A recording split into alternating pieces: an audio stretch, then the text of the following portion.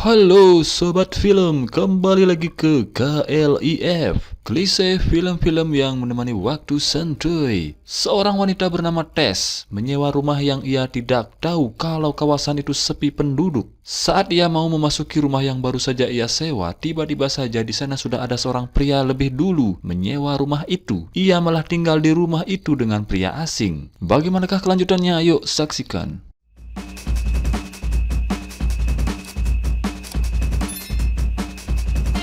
Hujan deras pada malam hari membuat seorang wanita bernama Tess berhenti dan memasuki rumah sewaannya di sebuah perumahan yang bernama Perumahan Barbari.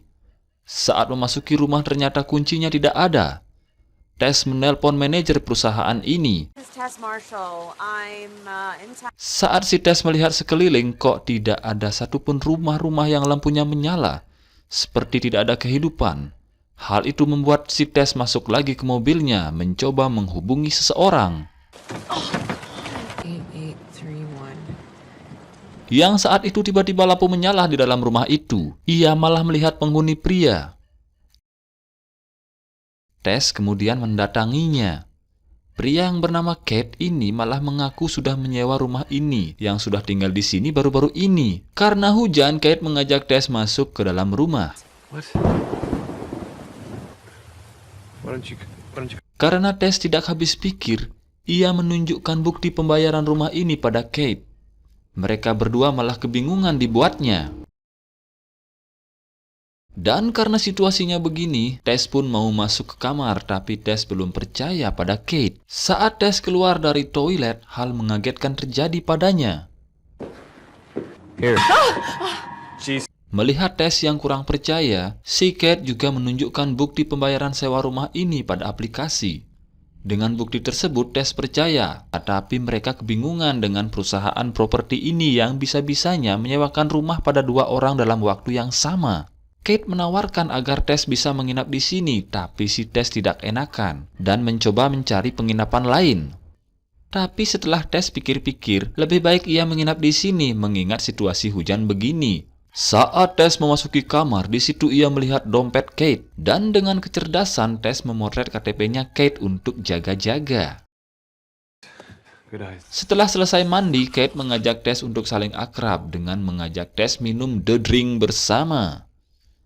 Sambil ngobrol-ngobrol, hal itu ternyata bisa membuat Tess percaya dengan Kate. Mereka pun akrab, layaknya teman. Apalagi saat Kate berbicara tentang cinta. The guy who thinks love and control are the same. Okay, thank you for tonight, Tess. Good night, Keith.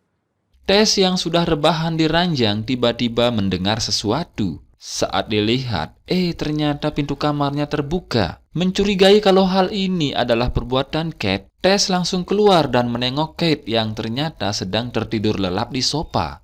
Saat Tess membangunkan Kate, tiba-tiba Keith. kejadian ini membingungkan Tess. Apakah pintunya dibuka oleh Kate? Tapi jawaban Kate sama sekali tidak ada membuka pintunya. Open my door. No! Lalu siapa ya yang open the door-nya? Mungkin saja pintunya rusak. Tess akhirnya masuk lagi ke kamarnya dan tidur sampai pagi tiba. Pada pagi hari saat Tess siap-siap berangkat ke kota, si Kate ternyata sudah pergi duluan untuk jogging pagi dengan meninggalkan surat untuk Tess yang berisi tulisan kalau ia keluar duluan untuk jogging pagi.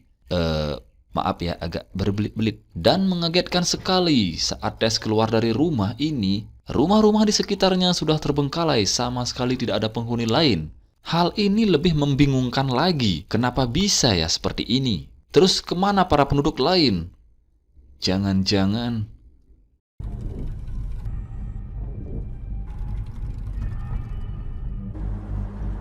Tess tetap lanjutkan perjalanannya ke kota karena ada urusan kerja. Sesampainya Tess menemui seseorang, ia malah senyum-senyum sendiri saat liatin foto KTP-nya Kate. Wah, gawat loh. Mengetahui Tess yang tinggal di perumahan itu, seseorang ini sangat kaget dan mengatakan perumahan itu sudah bermasalah. Jadi berbahaya kalau tinggal di sana. Karena Tess merasa aman-aman saja, apalagi menyadari kalau ia tinggal bersama dengan Kate di sana. Jadi Tess sama sekali tidak menghiraukan perkataan seorang ini dan tetap memilih untuk tinggal di sana. Sesampainya Tess di depan rumah mengagetkan, ternyata ada pria aneh berteriak sambil berlari mendekat agar Tess tidak tinggal di sana. Tess malah ketakutan karena menganggap dia adalah pria orgil atau orang crazy. Are you crazy? Sampai-sampai Tess menghubungi keamanan 911. Tapi keamanan tersebut tidak bisa datang karena ada acara negara. Tess berdiam diri di dalam rumah sambil menenangkan diri dan menunggu Pangeran Kate tiba. Iya, tiba. Menyelamatkan orgel tersebut. Di toilet, Tess yang kehabisan tisu kebingungan mencari tisu. Mencari di mana-mana dan akhirnya ia menemukan sebuah pintu. Setelah dibuka ternyata itu ruangan bawah tanah. Tess memasukinya dan menemukan setumpuk tisu, tapi saat Tess naik dan mau keluar ruangan ini, tiba-tiba saja pintu terkunci sendiri.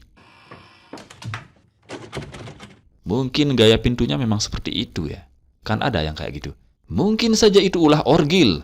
Yang kemudian Tess mencoba untuk keluar lewat jendela mini. Setelah menyadari kunci rumah ia bawa sendiri, takutnya Kate tidak bisa masuk rumah ini. Akan tetapi saat Tess mencari benda-benda agar bisa menaiki jendela mini ini, tiba-tiba ada seutas tali yang ia tarik ternyata terhubung ke tembok yang terbuka saat tali tersebut ditarik.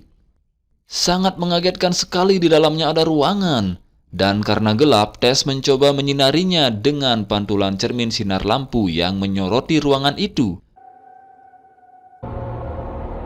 Dengan penasaran, perlahan-lahan Tess memasuki ruangan gelap itu walaupun agak takut. Setelah ia menemukan pintu lagi dan membukanya, anehnya di sana tahu-tahu ada kamera, ada kasur, dan ember kotor mengerikan bernoda darah. Karena dianggap Tess itu mengerikan, ia pun segera keluar, tapi ada seseorang yang menggedor-gedor pintu dan itu adalah Kate. Tess langsung meminta bantuan Kate untuk keluar dari ruang bawah rumah ini. Setelah keluar dari ruang bawah itu, Tess langsung ceritakan apa yang ia lihat di sana pada si Kate. Dan karena takut, Tess langsung buru-buru mau pergi dari rumah itu, tapi dihalangi oleh Kate yang meminta Tess agar menunggu sebentar saja, yaitu 30 detik. Ya, 30 detik. Agar Kate tahu apa yang ada di dalamnya. Just 30 seconds. Okay? Just wait here. Dan Kate memasuki ruang bawah tersebut. Karena dirasa Kate kelamaan di sana, Tess pun penasaran lagi dan mencari Kate di sana. Tapi kali ini Tess cerdik. Ia mengganjal pintu itu dengan kursi agar tidak terkunci lagi. Setelah sampai ia di ruangan tersebut dan memanggil-manggil Kate berkali-kali tapi dia tidak ada, justru Tess menemukan terowongan lebih gelap lagi dan lebih dalam lagi.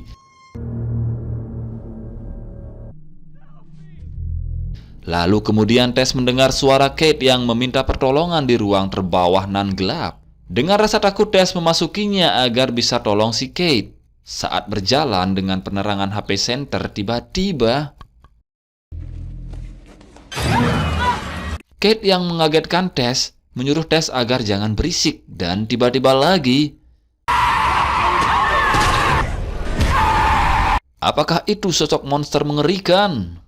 Beralih ke dimensi lain atau di tempat lain, seorang artis papan atas bernama Edge dengan membawa mobil mewah di perjalanan ia ditelepon oleh manajer perusahaan film yang mengatakan kalau salah satu film yang ia bintangi akan disudahi karena ia sempat melecehkan seorang aktris dalam adegannya.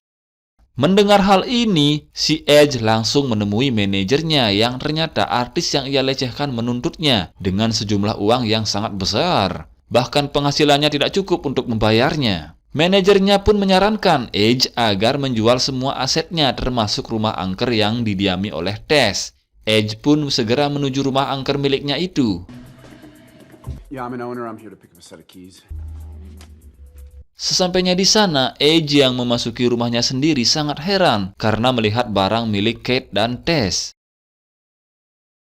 Ditambah lagi kursi yang mengganjal pintu ke ruang bawah tanah menambah keyakinan Edge kalau rumahnya disewa oleh seseorang. Yang kemudian Edge menelpon pengurus rumahnya untuk menanyakan hal ini. Anehnya pengurus rumahnya tidak pernah menyewakan rumahnya pada orang lain dan mengatakan itu mungkin kesalahan sistem. What kind of system is that? It's idiot. Tetapi Edge yang sedang beban pikiran tidak peduli lagi dan langsung cus pergi ke hiburan malam.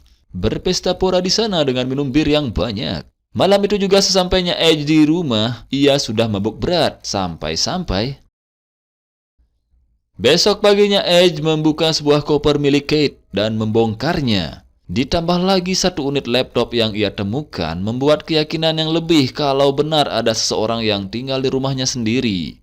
Tidak beberapa lama kemudian saat Edge sarapan pagi, tiba-tiba terdengar suara teriakan dari ruang bawah tanah yang membuatnya harus memasukinya dengan membawa pisau dapur untuk lebih amannya. Edge pun sangat heran dan baru tahu kalau rumahnya ini memiliki ruang bawah tanah yang luas. Tapi hal ini dianggapnya adalah keberuntungan. Siapa tahu dengan ruang bawah tanah ini, ia bisa menjual rumahnya 2 kali lipat lebih mahal. Saat itu juga ia mencari di Google apakah memang dihitung juga luas area bawah tanah rumahnya ke dalam hitungan saat ia menjualnya. Area. Oh, hell yeah. Dan ternyata memang dihitung. Si Edge langsung aja mengukur luas ruang bawah ini dengan meteran. Hal itu membuatnya senang karena sudah pasti akan banyak keuntungan saat ia berhasil menjual rumahnya. Saat Edge masuk lebih dalam, ia menemukan sebuah kamar dengan kain-kain kotor berserakan di lantai, termasuk TV tabung berwarna yang menyala dengan video ibu cantik menyusui bayi. Setelah lama melihat itu, hal mengejutkan terjadi dengan meteran yang Edge pegang. Dengan rasa penasaran, Edge mencari tahu ada apa ini. Dengan ketakutan karena senternya mati-matian dan saat menyala tiba-tiba, secara takdir Edge tahu-tahu sudah berada di lubang dan dikerangkeng oleh makhluk mengerikan ini. Yang di sana juga ada si Tess menyuruh Edge agar tenang, jangan berisik. Cerita kemudian beralih di masa lalu saat rumah ini dan kompleks sekitar masih normal yang sebelumnya rumah ini dimiliki oleh pria tua. Yang saat itu si pria tua ini berbelanja ke supermarket membeli kebutuhan bayi. You are gonna want... Dan saat ia sampai di rumah terdengar suara teriakan seorang wanita dari ruang bawah rumahnya. Yang ternyata si pria tua ini adalah orang yang tidak waras, suka menculik gadis-gadis, menaruhnya di ruang bawah tanah serta melakukan itu padanya sampai hamil dan memiliki anak. Kembali lagi ke Edge dan Tess yang menenangkan Edge, yang saat itu juga makhluk ini menyelodorkan susu berwadah dot, yang ternyata makhluk mengerikan itu adalah perempuan yang meminta Tess dan Edge agar menjadi bayinya.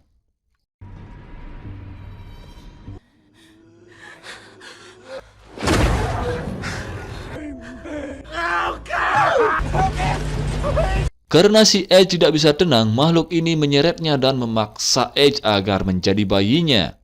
Dengan kejadian itu si Tess langsung kabur dari ruangan ini. Tapi karena Tess menginjak meteran sehingga menimbulkan suara yang berisik.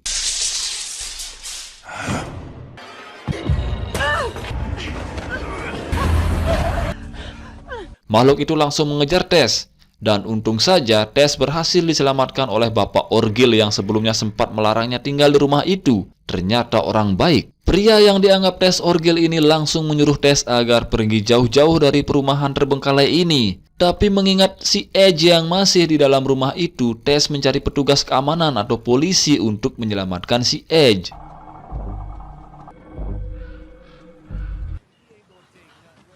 Saat perjalanan Tess berhasil temukan 2 petugas yang sedang berpatroli. Lalu kunjungi rumah itu, tapi kedua petugas ini tidak begitu menghiraukan cerita-cerita dari Tess. Karena penampilan Tess sudah kayak Orgil. Ditambah lagi kedua petugas ini harus buru-buru pergi karena ada laporan kejadian yang lebih penting, yaitu penembakan di tempat lain. Where are you going? Hey! Sampai malam tiba, Tess masih kepikiran dengan Edge. Tapi setelah Tess pikir-pikir, sebaiknya ia pergi saja sesuai perkataan pria Orgil tadi. Saat menghidupkan mobil dan menjalankannya sangat mengejutkan.